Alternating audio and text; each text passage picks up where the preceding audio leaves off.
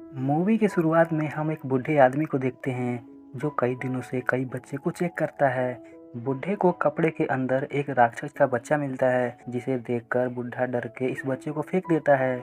दूसरी बार इस बूढ़े को एक सिंपल बच्चा मिलता है जो यह इस बच्चे को एक कपल को दे देता है। इसके बाद इसे एक दाढ़ी सहित सिक्स पैक वाला बच्चा मिलता है। यह आदमी इस बच्चे को पसंद आ गया और इस बच्चे को यह आदमी रख लेता है। बूढ़ा इस बच्चे का नाम लियोनाइडस रखता है।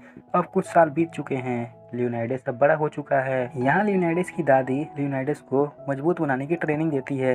यहाँ लियोनाइडस अपनी ताकत अपने दादी को दिखा ही देता है। अब ऐसे ही करते कुछ साल बीत चुके हैं। दास अब बड़ा हो चुका है पर इसकी ट्रेनिंग अभी भी जारी है। लियोनाइडस को ट्रेनिंग में कई तरह के टॉर्चर किया जाता है। यह यहाँ इसके शरीर पर कूड़े बरसाते हैं ताकि लियोनाइडस और ज़्यादा मजबूत बन सके। और लियोनाइडस की ट्रेनिंग बहुत ही दर्दनाक थी। लियोनाइडस को ट्रेनिंग के दौरान इसे बर्फीले जगह पे छोड़ दिया जाता है। इसे यहाँ खाना भी मिलता है पर यह खाना खराब हो चुका है और लियोनाइडस खाने को फेंक देता है। अब यहाँ आता है पेंगुइन जो यहाँ का सबसे खतरनाक जीव है और यह बंदे को मारने में कुछ सेकेंड ही लगाता है और काफ़ी खुखार भी है। पेंगुइन यहाँ दास के सामने आकर नाचने लगता है। मौका पाते ही लियोनाइडस इस पेंगुइन को मार देता है। अब लियोनाइडस इस पेंगुइन की खाल पहनकर अपने महल चला जाता है। यहाँ इसे देखकर सभी हैरान थे क्योंकि जिस पेंगुइन को दास ने मारा था वह पेंगुइन इंसान को मारने में कुछ सेकंड ही लगाता है।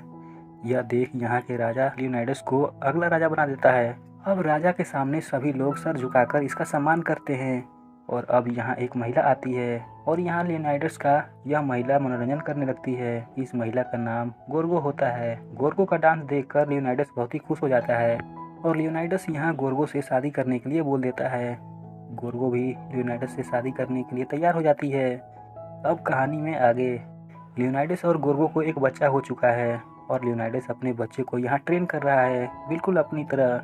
यहाँ गोर्गो के पास लियोनाइडस का सेनापति आता है। सेनापति लियोनाइडस को बताता है कि लियोनाइडस से मिलने दूर से एक दूत आया है।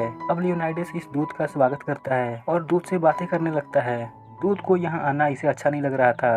अब लियोनाइडस दूत को एक मौत के कुएं के पास ले जाता है और लियोनाइडस दूत से पूछता है कि तुम यहाँ क्यों आए हो।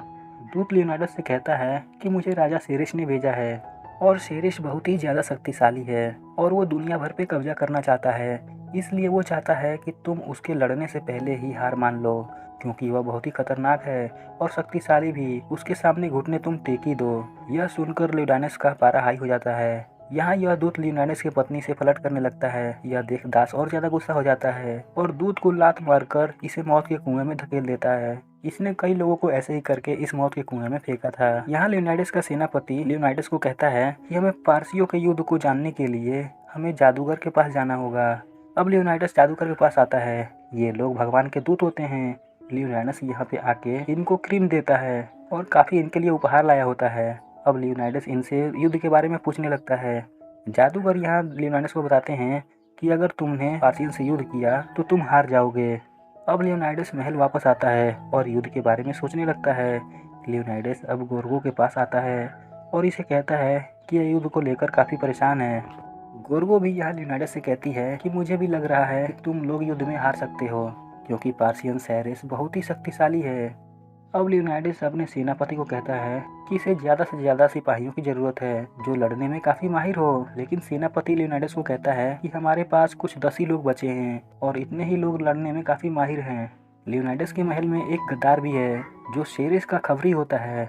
यह गद्दार सेरेस को दास की सेना के बारे में बता देता है। अब लियोनाइडस अपनी सेना लेकर युद्ध करने निकल पड़ता है। ये लोग युद्ध के लिए ऐसी जगह जाते हैं जिससे ये लोग पार्सियन को अच्छी तरह और आसानी से मार सके। अब यहाँ पार्सियन सेना आ जाती है।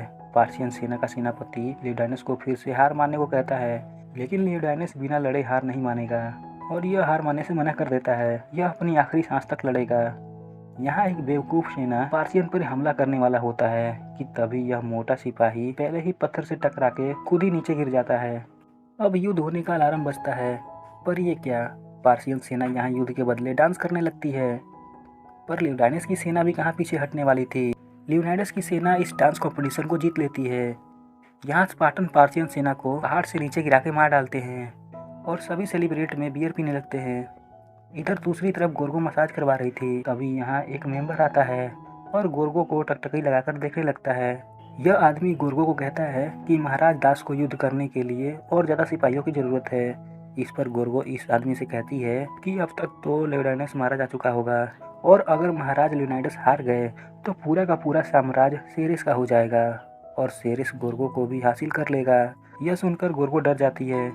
इधर अब दास से मिलने खुद सेरेस आ जाता है, जो दिखने में बहुत ही भद्दा था और इसकी हरकतें भी इसकी तरह भद्दी थी। सेरेस जब अपने सवारी से नीचे उतरता है तो सेरेस यहाँ नीचे गिर जाता है। बेइज्जती से यह अपने ही सिपाही को मार डालता है।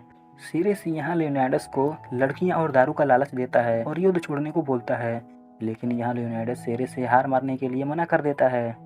अब यहाँ युद्ध के बजाय जायरस अपने लोगों को आगे भेजकर स्पार्टन लोगों के सिपाहियों के साथ शायरी का कंपटीशन करवाने लगता है, पर यहाँ शायरी का कंपटीशन भी स्पार्टन के लोग ही जीत जाते हैं। इधर दूसरी तरफ गोरगो के पास एक लालची आदमी आता है और गोरगो के हाथ में पानी का गिलास छीनकर पीने लगता है। यहाँ गोरगो इस लालची आदमी को कहती है कि मेरे पति लियोनिडास को और ज़्यादा सैनिकों की ज़रूरत है और बदले में मैं कुछ भी दे सकती हूँ। यहाँ अगले दिन गोरगो एक सभा बैठाती है और सभा में बैठे सभी लोगों का मनोरंजन करने लगती है और इन लोगों से और ज़्यादा सैनिक मांगती है युद्ध के लिए। अब यहाँ के लोग लियोनिडास की मदद करने के लिए तैयार हो जाते हैं। इधर लियोनिडास के पास इसका सिपाही आता है और लियोनिडास से कहता है कि हमारे इस ठिकाने के बारे में सेरेस को पता चल चुका है और वो अपने सिपाहियों की भीड़ लेकर यहाँ आता ही होगा। यहाँ लियोनिडास अपने अंधे सिपाही को अपने गले की माला देता है और सिपाही को कहता है कि तुम इसे लेकर जाके मेरी रानी को दे देना। अब यहाँ राजा सेरेस भी पहुँच जाता है अपनी सेना लेकर। राजा सेरेस यहाँ स्पार्टन को फिर से घुटने टेकने को कहता है, मगर लियोनिडास यहाँ फिर मना कर देता है। अब यहाँ फिर से युद्ध शुरू हो जाता है। सेरेस के सिपाही बहुत ही ज़्यादा थे क्योंकि इसने ग्रीन स्क्रीन लगाकर अपने सिपाहियों को बढ़ा लिया था, पर फिर भी स्पार्टन यहाँ जीत जाते हैं। यह देख सेरेस को अब ज़्यादा गुस्सा आ गया था। सेरेस अब अपनी कार में बैठ जाता है और कार को रोबोट में तब्दील कर देता है। यह इन पर हमला करने वाला ही होता है कि तभी यहाँ इसके रोबोट का पलक निकल जाता है, जिससे रोबोट की पावर चली जाती है और रोबोट यहाँ नीचे गिर जाता है। रोबोट के नीचे स्पार्टन के सारे सिपाही दबके मारे जाते हैं, यहाँ तक कि राजा लियोनिडास भी। दूसरी ओर अंधा सिपाही गोरगो के पास पहुंच जाता है और गोरगो को लियोनिडास का लॉकेट देता है। अब 1 साल बाद यहाँ पारसी सेना के खिलाफ 1 लाख स्पार्टन सिपाही युद्ध के लिए खड़े हैं, जो कि ब्लू स्क्रीन पे हैं, और इसी के साथ मूवी यहीं ख़त्म हो जाती है। यह मूवी देखने में एडवेंचर और वॉर वाली लगती है, पर यह मूवी काफ़ी कॉमेडियन है, तो आप इसे देख सकते हैं। आपको इस मूवी को देखने में बहुत ही मज़ा आएगा और आपका समय खराब नहीं होगा। तो जाइए इस मूवी को देखिए और वीडियो को लाइक और चैनल को सब्सक्राइब करना ना भूलें।